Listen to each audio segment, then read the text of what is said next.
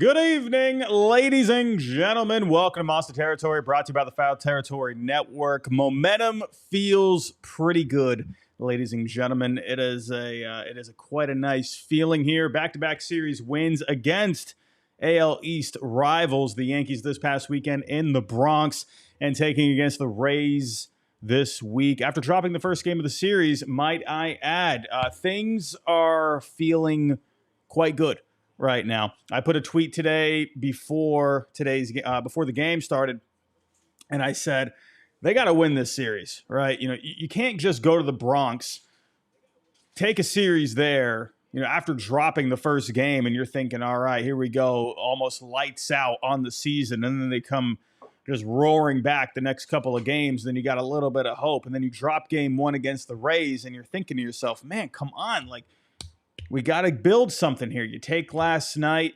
Roman coming through, and tonight they did exactly what they needed to do. You had a home run party tonight, Jaron Duran, Marcelo Meyer twice. I'd have to say this is, I know Meyer went deep at Yankee Stadium, great moment, but I'd have to say, I don't know, is this his coming out party, Marcelo Meyer? I mean, my goodness, guy looked great there tonight. I guess, I don't know what it is.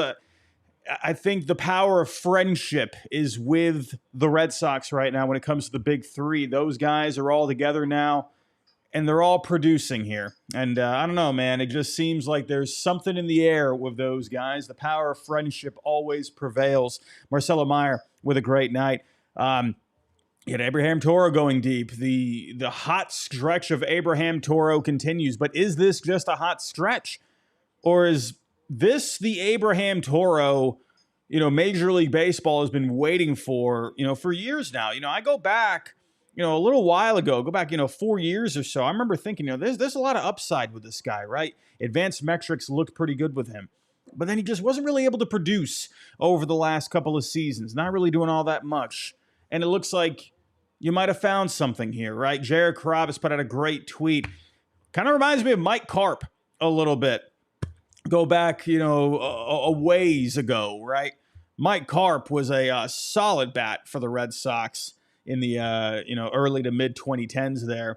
Kind of reminds me of that, right? A guy that's not one of the stars of the team, but he's just producing in just so many ways, right? Tristan Casas going down, with the unfortunate injury, but a lot of credit to Abraham Toro this season, man. He has stepped up in a big way, and he's turning in, or he's already turned into a fan favorite here. You gotta love it. Walker Buehler here tonight, a gritty outing for him, right? Obviously a terrible start his last time out in Yankee Stadium. You love to see Buehler just battling there tonight, going 7 innings here. Sure, had some bumps along the way. He had to work out of some jams, but that's the Walker Buehler you love to see, man. A guy that just goes out there and he competes, right? That last start against the Yankees, he just went out there and he was getting clobbered from the get-go, right? That he got off to a bit of a bumpy start here today, but really settled in after a couple of bumpy innings, right? First and second, and then, good day for Walker Buehler. We'll dive into that. And it's just nice to see. I said this last night after Lucas Giolito with his solid outing. It's nice to see just some good, consistent starting pitching, right? You don't need a no-hitter every time. You don't need 15 strikeouts every single time. As long as they can go out there, give you 5. Just like Hunter Dobbins did at Yankee Stadium, right? If they can just give you a good bulk of innings and keep you in the ball game at least, fine. If you got to give up a few runs along the way, then so be it, right? But just at least give your team a chance from the get-go and not have to just battle back constantly, right? Just nice to see, right? Like I said last night, just goes to show what some decent starting pitching can give you. What else we got here tonight? Greg Weissert. Greg Weissert, man. I mean, this guy, he's had his bumps along the way. All right, you even go back to last year, this year, a couple of outings didn't go his way. The fact that they put him in there back-to-back nights, in a bases-loaded situation, I think that says a lot. Right, I think he has fully earned the trust here of Alex Cora, coming in a big spot tonight, big strikeout to get out of a jam, just pumped up, walking off the mound. Gotta love that, man. Gotta love that. good things for Greg Weissert as of late, and then Chapman shutting it down. We'll get into the post-game breakdown here. I do want to touch on one more thing here. Hunter Dobbins, right? And I don't know why this story even gained any traction or any legs, or why it was even anything, right? The New York Post put out a story. Was it yesterday? I believe it was yesterday or a couple of days ago. Can't remember. Saying that basically Hunter Dobbins, Hunter Dobbins had made some comments, kind of just some good old trash talking rivalry comments saying he would retire before he ever played for the Yankees, right? Kind of tapping into that Ken Griffey Jr. playbook a little bit. Go back years ago, Griffey saying he would never play for the Yankees. Not the same level, right? Completely different situations. But Dobbins, he said the reason that he didn't want to play for the Yankees is because the Yankees had drafted his dad twice, and then they got rid of him both times. And then the New York Post, they put out a story saying that basically he lied, right? Or he wasn't telling the truth, basically, because there was no records of his dad playing for the Yankees. There were records of him. He was in the Diamondbacks system, I believe, and he played some independent ball too. But there was no record of him playing for the Yankees. Who knows how that shaped up or over the years, right? I don't know, right? But Hunter Dobbins, this guy's a rookie. It's funny because he seems a lot older than he is, right? I talked with him back in spring training. He really comes off just a lot more wise than you would think with his age, right? Just a straight up competitor. He's just got that look in his eyes, right? He's a very stoic guy. But at the end of the day, he is still a rookie. And you know what? His dad's just telling him some stories or whatever it may be, saying, oh, the Yankees got rid of me twice. Who knows what that was exactly? Maybe he had a couple of workouts with the Yankees or something. I don't know, like whatever. But the fact that, I don't know. I can't remember who exactly wrote the article. It was on the New York Post. And it's like, why are we even making this a story, man? Do you know how many times my dad told me something like, oh, yeah, I did this when I was growing up, right? I don't know. It's like, whatever. It just felt like it was such a nothing burger of a story. And who knows, maybe there was maybe he didn't get drafted. His dad maybe didn't get drafted by the Yankees, but whatever. Maybe there was some kind of a connection there, whatever it may be, The dude's just growing up playing baseball. When you're at that level of a baseball player like Hunter Dobbins, you got a busy life, man. You're playing obviously throughout high school, college. Scouts are looking at you all over the place. Remember, he just a lot of things going on in his life growing up, right? Probably playing a lot of travel ball, whatever it may be. I don't know. Maybe just misheard him or whatever. Dobbins, he talked to the media today, which I thought was just so unnecessary. The fact that you got, people in the media, in the dugout asking him these things. It's like, why?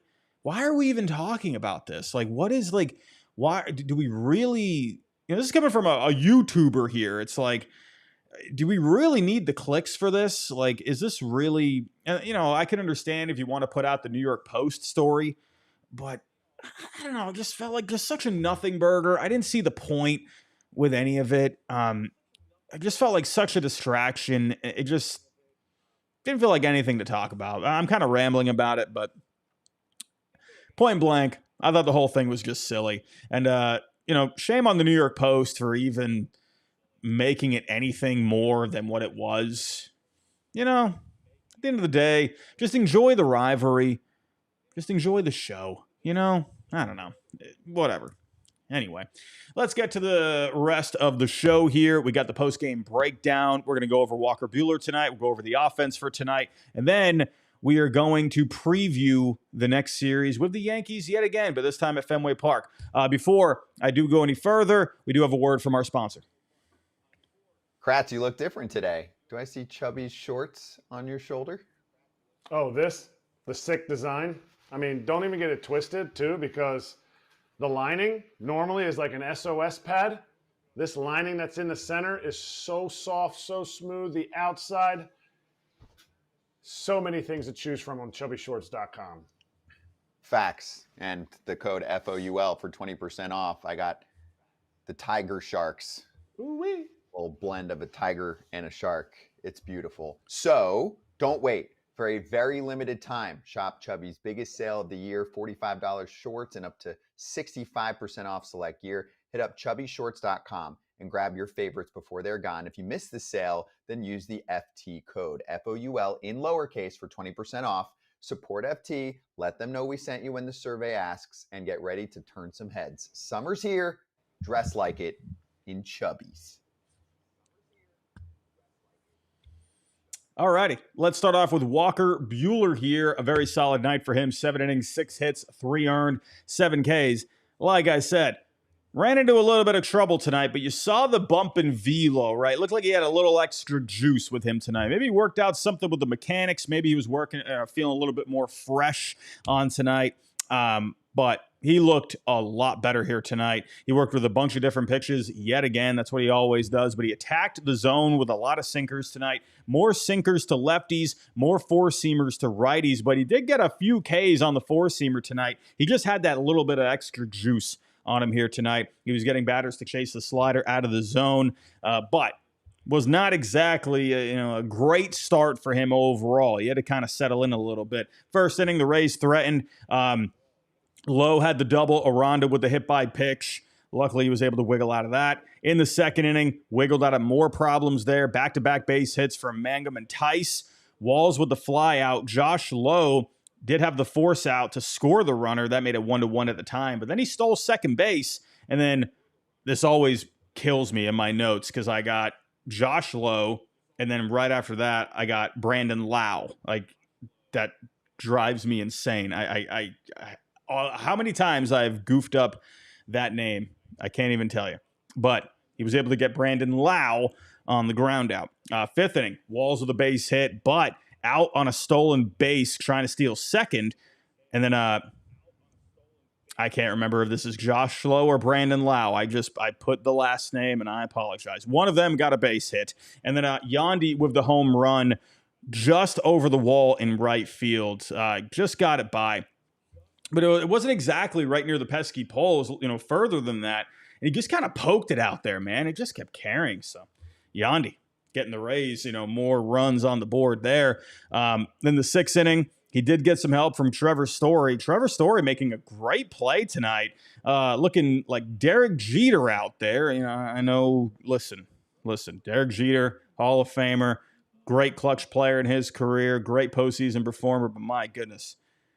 The jump throws, I'm not even trying to be biased here. Excuse the Red Sox bias, but, come on. Derek Jeter defensively in his career he was not a good, consistent defender at shortstop, but he did have the jump throw, and I think that kind of tricks people a little bit, thinking he was this superb defender. Anyway, I always did like the jump throw from Derek Jeter, but then you saw that from Trevor Story tonight. You got to like that. And then Buehler, clean seventh inning. Hey, nice to see a pitcher, man, a starting pitcher, not just go 5 or 6, but get 7 innings in the book. Gotta like that, man. I love that, especially from the veteran, Walker Buehler, man. Gotta love that. But let's get to the offense here.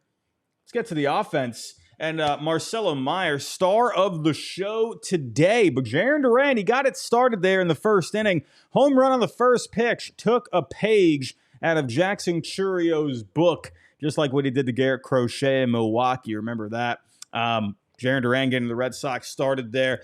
But you did have some more missed opportunities on the night. There were many more chances with runners in scoring position. That's still a problem the Red Sox are trying to figure out here. Again, you got the good pitching tonight. You got the clutch homers, so it didn't really end up biting the Red Sox in the end. But still, you want them to come through more when you have those opportunities, right?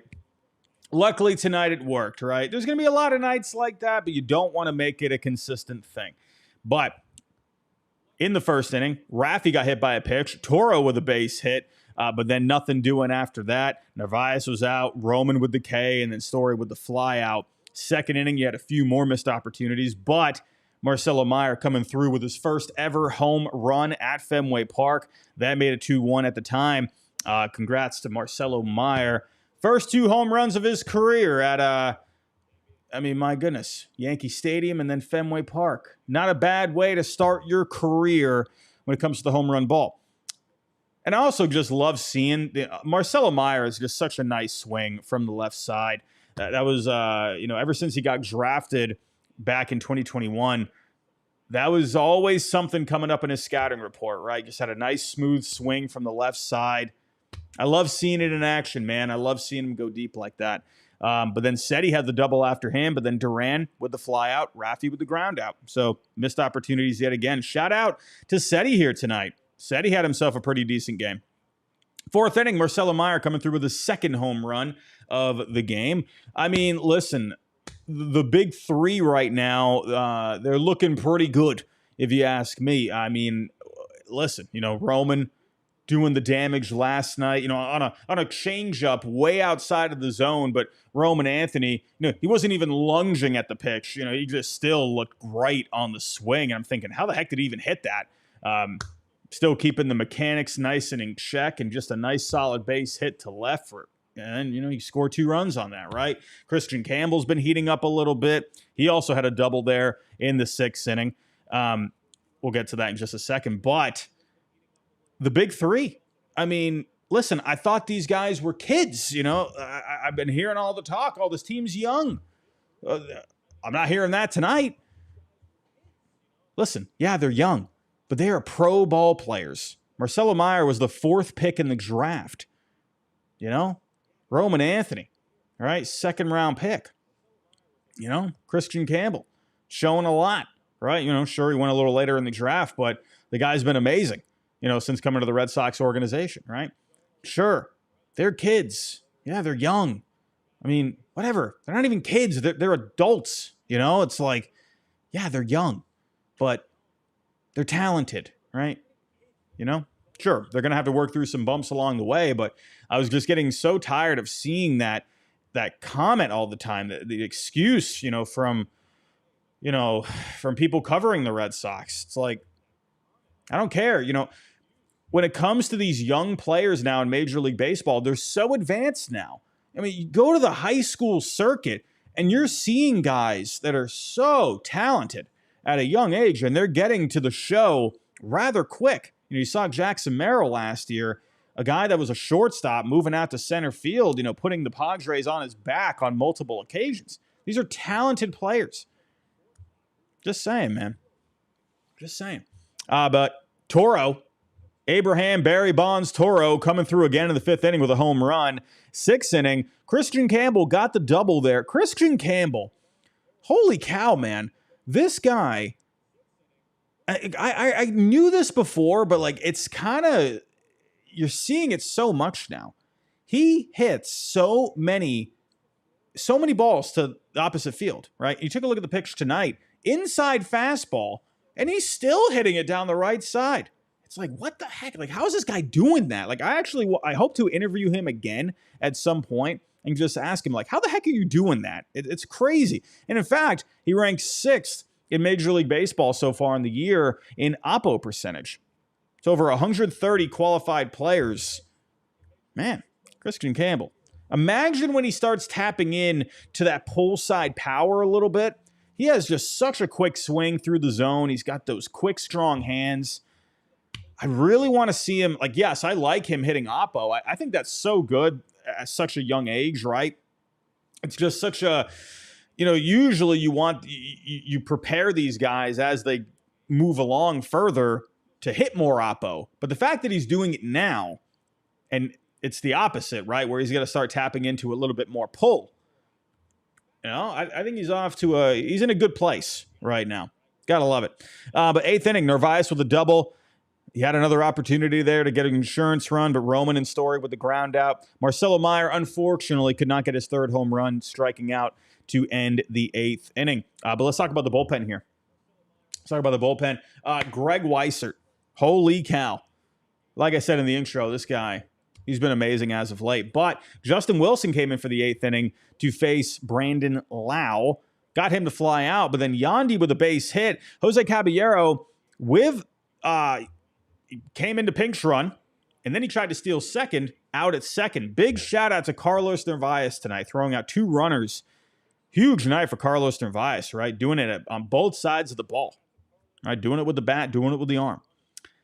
And then Aranda was hit by a pitch. In comes Weiser for the second straight night. Caminero with the walk. And then Mangum, there was the base hit there. But then you get Tice on a clutch strikeout on a fastball. Weiser was pumped up walking off the mound. I love that energy, man. I love that, right? You know, the Red Sox are still battling their way back to get to 500.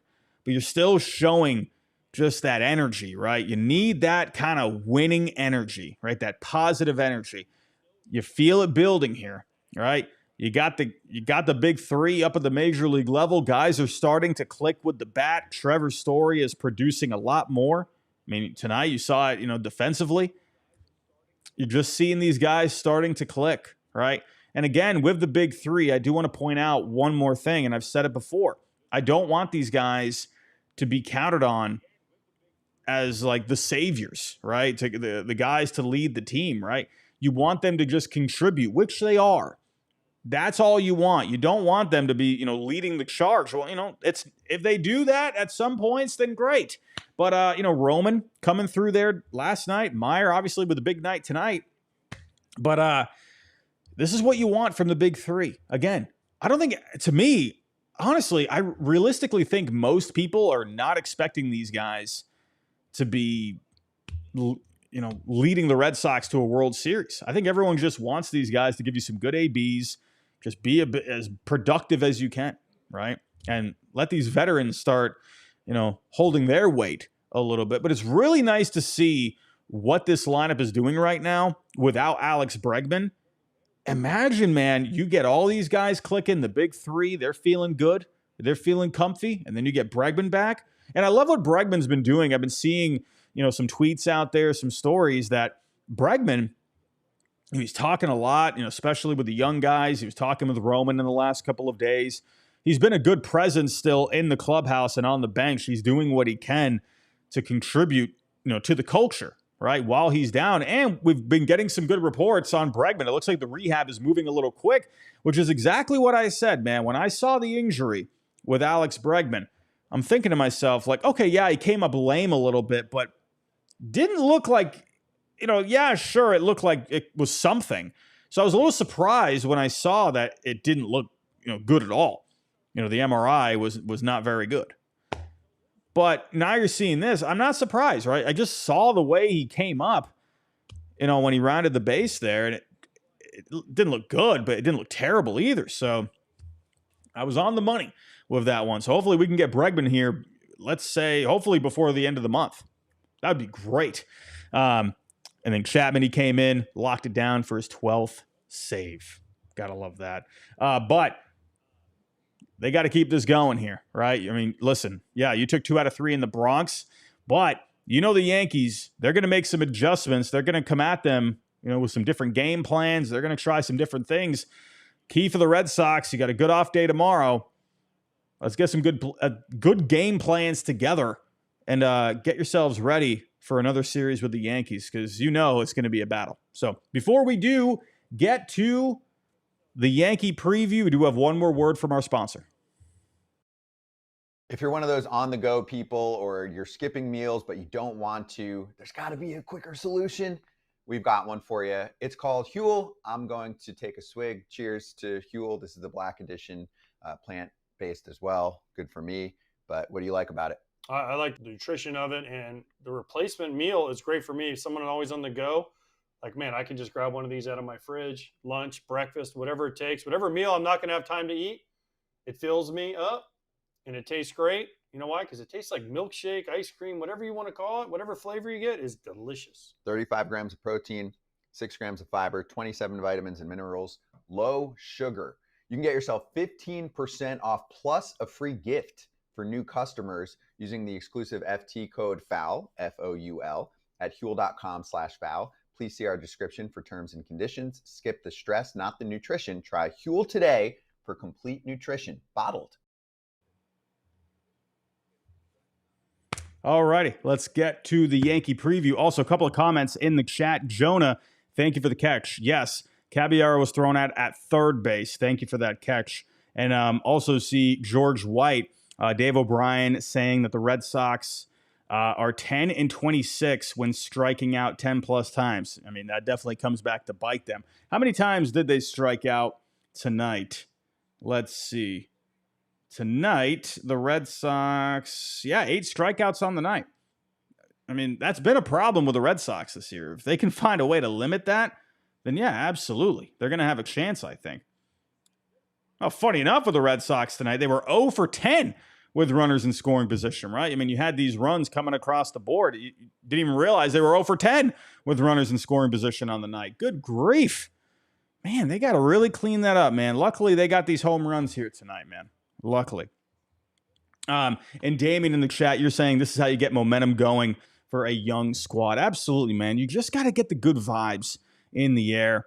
You need it. I see people, at times talking about, they don't believe in momentum. I do believe in momentum. I think it's a thing, right? When things are going well, when everyone's clicking, when the mood is good, when you're winning some games, when you feel good, things are just going to look good, in my opinion.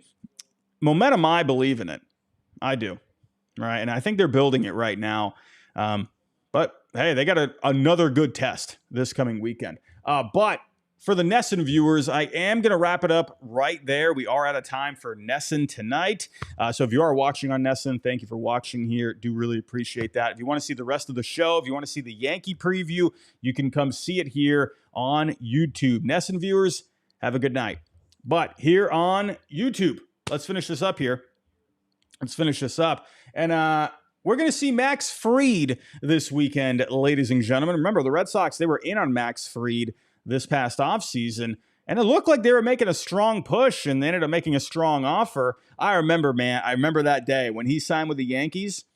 I had a feeling he was going to, because you saw Michael Kay. He put out a report that they had a great meeting. I really wanted Max Fried this past offseason. I really did. I thought he would have been a very nice fit. But it was what it was. But I still remember that day, man. There was so much negative energy in the air. I remember putting out the Red Sox, they made how do you get outbid by the Yankees, man? What are we doing? Especially, with what we need to add for the rotation. How do you let that happen? And luckily they were able to get Crochet. But man, could you imagine if this rotation had Crochet and Max Fried? Man, oh man, but now you got to go up against them. So in this series for this weekend, we are going to be seeing Garrett Crochet, Hunter Dobbins, and Brian Bayo. Let's get to it here. So they have not announced, there's the button. So they have not announced here who their starters are going to be. But if you take a look at Fangraphs, right now it's projected to be Ryan Yarbrough. So Will Warren's going tomorrow for the Royals. Clark Schmidt was tonight. So Ryan Yarbrough, they're going to see him again. Remember, they pounded him the last outing. So I'm looking to see what kind of adjustments is he going to make. And then Carlos Rodon again, they were able to get to him. And then they get to see Max Fried. It's so odd seeing Max Fried, man. So many years with the Braves, and it's like, wow, all of a sudden he's in this rivalry now. Going up against Brian Bayo, right? Crochet, his kryptonite in that last series, or that last game he pitched against the Yankees, was Austin Wells. He could not figure out Austin Wells, so let's see if he has a different game plan for him. And then Hunter Dobbins, right? They're going to be talking about Hunter Dobbins over on the Yes Network. Goodness, they're gonna go with that story as long as they can, even though it's a nothing burger. And then Brian Bayo, who has looked better in his last couple of outings. Now, with Yarbrough, when it comes to Ryan Yarbrough, right? Listen, I'd say don't fix what's not broke, but do look for the adjustments. They went to town on him. 9 hits, 8 earned, had a home run. He just left a lot of pitches over the zone. So I would imagine, let's say Yarbrough, he's going out there again against him. I'm going to say he's going to try to have a little bit better location. But let's see if he can execute. I think that's the big thing. If he can just hit his spots. But he was just missing his spots last time. He was leaving meatballs over the plate. With Rodon, I said the key for that start going in was simply just to wait for a mistake, because Rodon had pitched so well up to that point. And he was looking pretty good there through the first few. And the Red Sox, they waited him out. They were battling Rodon. So it wasn't like he was completely dominating, right? They were working the counts against him, but they eventually figured him out. They waited for a couple of mistakes, and they just attacked, right? But then Hunter Dobbins. For Hunter Dobbins, in my opinion, right? Sure, Aaron Judge, he was able to get to him. Like I said in that last start, the key for Dobbins, you got to keep it down, right? The Yankees, they're a fly ball hitting team. They put a lot of balls in the air. You got to work down in the zone, right? That's how you have to attack. You can't miss your spots. Aaron Judge, you just do what you can. It doesn't even matter if you throw one down in the zone to him. That guy is just an alien right now. But Dobbins, in his last start, he used a lot of fastballs, sliders, and curves. So to me, I think the Yankees are going to be expecting a lot of breaking balls. I would love for Dobbins to work in some more splitters, right? Try to get a bit of a different look. And let's see how that goes. And for Rodon, like I said, try to wait him out again. Look for those mistakes. Now, when it comes to Max Fried, this is interesting with Max Fried. He's having a very good year up to this point. Wouldn't be surprised at all if he ended up starting the All-Star game. ERA at 1.84, FIP at 2.87. That's going to be interesting. Who's going to end up getting that start? Crochet's looked good this year. Scooble's the reigning Cy Young winner. He's looked amazing. I think Max Fried could absolutely have a shot at that too. We'll see. But with Max Fried, this guy is going to attack the zone. He's going to throw a ton of strikes. As you can see here with the advanced metrics, he's going to get a lot of weak contact, a lot of ground balls. Max Fried has always been a ground ball fiend.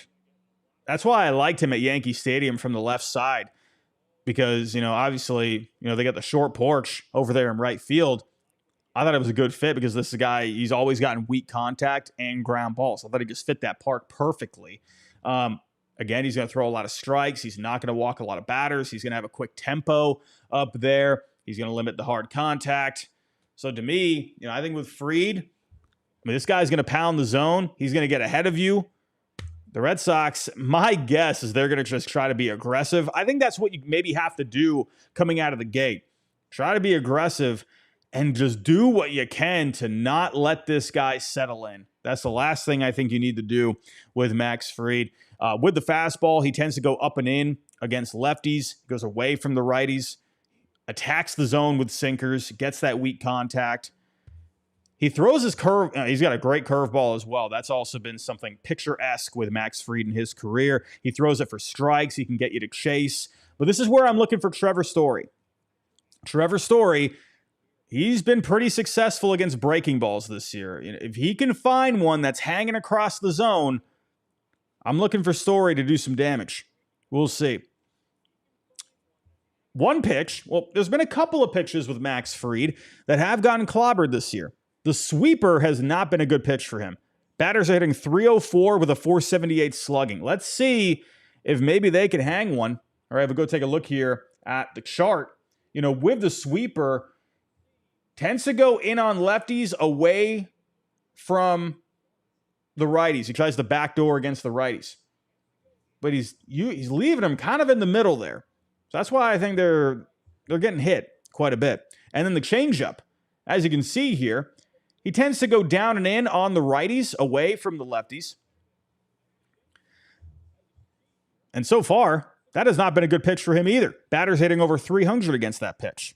So I think for the Red Sox, try to look for a mistake on the curveball, but that's going to be pretty tough. If you could find something with a sweeper, a changeup, if you're a righty hitter, I'm going to see if I can wait for a changeup down and in on the zone and see if you could do something with it, right? If I'm a righty, if he's trying to backdoor, right, I'm trying to hit oppo. This is where I'm looking Christian Campbell.